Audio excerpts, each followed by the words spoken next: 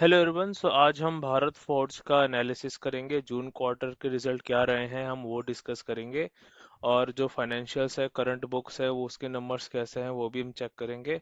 और जो current price action है वो हमें क्या कर रहा है हम उस पे भी फोकस करेंगे और अपना व्यू देंगे कि आने वाले टाइम पे भी क्या हो सकता है। सो क्विकली हम स्लाइड्स में जंप करते हैं। सो कंसोलिडेटेड रेवेन्यू है इस बार बढ़ा है 18.7% से, that is up to 4600 crore, compared with the last quarter 3900 crore.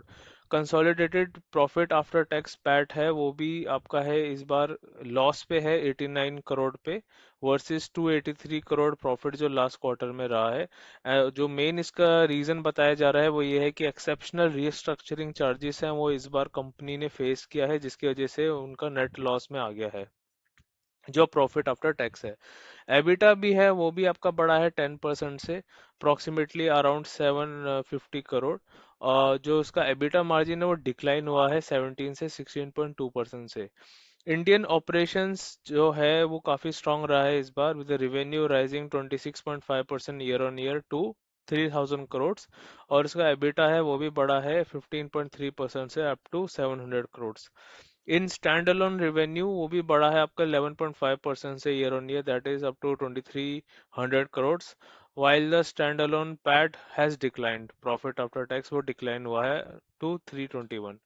अगर हम की हाइलाइट्स की बात करें तो डिफेंस बिजनेस है वो continue to be a strong growth, with the quarter one revenue increasing around 88% year on year to 496 crore. Bharat forge का जो डिफेंस का है ऑर्डर बुक है that stood at around 11,000 crore, around 11,000 crore as of June 30, providing a strong multi-year revenue visibility। सो काफी अच्छा strong order book है Bharat forge के जो डिफेंस साइड का है। कंपनी ने जो सिक्योर किया है 1300 करोड़ का new order from Indian operations, including around 680 crore from the defence segment. Again जो डिफेंस है इनका काफी मेजर सपोर्टिंग रहा है। Bharat forge recorded around 358 crore of exceptional restructuring charges, जो हम पहले बात कर रहे थे, जिससे कि जो पैट है वो भी इस बार कम आया है।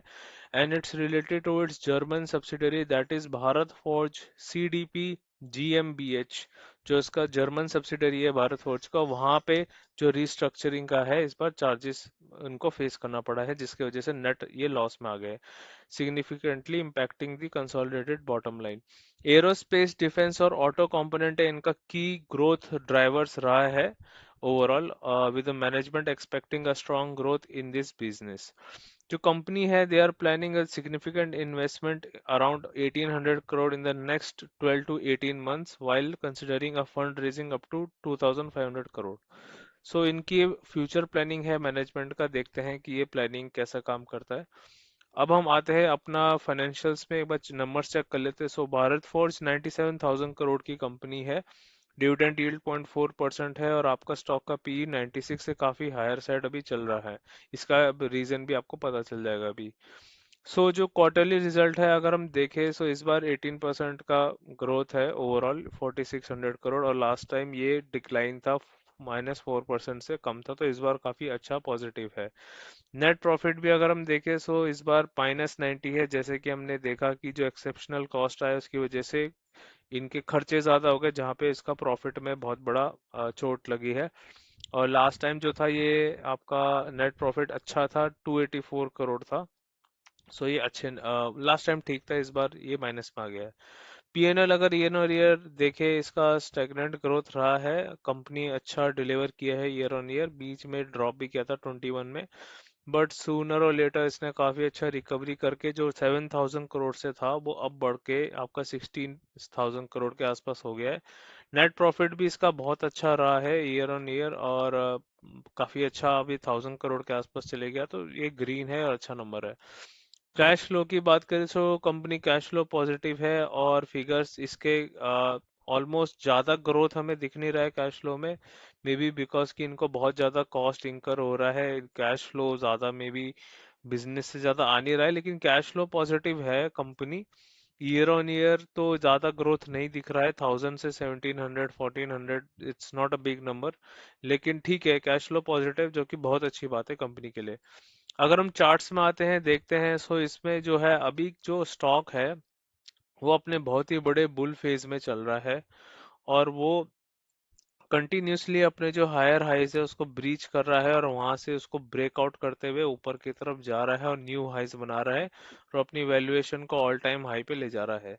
सो जो कंपनी है उसका ओवरऑल तो फंडामेंटली हमें ज्यादा इसमें कुछ दिखा नहीं है, लेकिन अगर हम वैसे देखने की कोशिश करें, सो पहले कंपनी एक थोड़ा बेयर फेज में भी चला था, लेकिन अब वो करंटली जो है बहुत ही स्ट्रांग बुल फेज में है और बहुत ही ज्यादा तेजी के साथ चल रहा है। बीच में इसने एक करेक्शन भी किया था, बहुत ही शार्प डिक्लाइन हुआ था 2024 जो जून था वहां से बहुत डिक्लाइन किया था, और 2025 मार्च तक एक कंटिन्यूसली ड्रॉप किया, और जहां से अगर इसका हाई से कंपेयर करें, तो अगर मैं ये क्लोजिंग ले लेता हूँ जो थोड़ा रेलिवेंट लग रहा है, क्लोजिंग ये वाला जोन पे 44% का डिक्लाइन कर दिया था, फिर यहाँ से रुक के फिर ये ऊपर गया था, और यहाँ से जो है ऊपर की तरफ फिर ऑल टाइम हाई किया। देखने वाली बात ये कि जो इस ओवरऑल पूरा सिनेरियो था, यहाँ पे स्टॉक ने बिल्कुल भी वेट नहीं किया, और ऑलमोस्ट ऑलमोस्ट एक वी शेप रिकवरी करने की कोशिश की, और उसको अच्छे से इसने किया भी, जिसको बहुत ही इमिडिएटली ऊपर आया, ऊपर आके इसने ब्रीच किया, और अभी ऑल टाइम हाई लगा रहा है, और यहाँ पे एक छोटी सी इसने जो है स्टॉक ने करेक्शन किया है।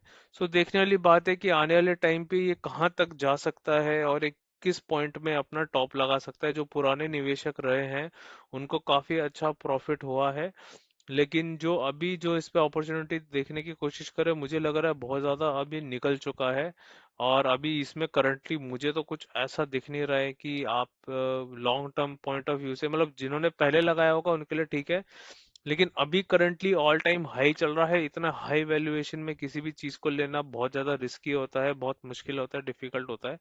और अगर हम का और इसको ढंग से देखने की कोशिश करें, अगर आपको कोई भी अपॉर्चुनिटी अगर दिखती है, अगर मैं आपको एक आइडिया दे दूं कि अगर इस जोन में ये वापस आता है जो कि 1800 का जोन है, तो ये मुझे ऐसा लगता है कि थोड़ा ढंग का एक जोन होगा, और इसका एक टेक्निकल रीजन है। टेक्निकल रीजन ये मैं आपको एक बार ड्रॉ करके दिखाता हूँ। जो ये आपका ये वाला है, ये ट्रेंड लाइन नहीं देखनी आपको, जैसे एक पैटर्न देखना है, ये देखिए, ये है V shape recovery. V shape recovery एक प्राइस एक्शन होता है, और वी शेप रिकवरी पे जो स्टॉक चलता है वो फिर जो रिकवरी की है वो फिर अपना तेजी में ही रहता है। होता क्या है कि स्टॉक तेजी में चलता है और सडनली एक प्राइस ड्रॉप होता है, बहुत ही शार्प प्राइस डिक्लाइन करता है, लेकिन इमीडिएटली वो प्राइस रिकवर कर जाता है, उसको कोई इशू नहीं आता, दिक्कत नहीं आता, और टाइम भी नहीं लेता, और वहीं से फिर वो अपने हायर हाइज लगाता है, और वो बिल्कुल भी उसको ज्यादा प्रॉब्लम नहीं होती। फिर फ्यूचर में आने वाले टाइम पे वो थोड़ा अपना करेक्शन दिखाता है अच्छा खासा, जिसमें टाइम वाइज करेक्शन भी होती है।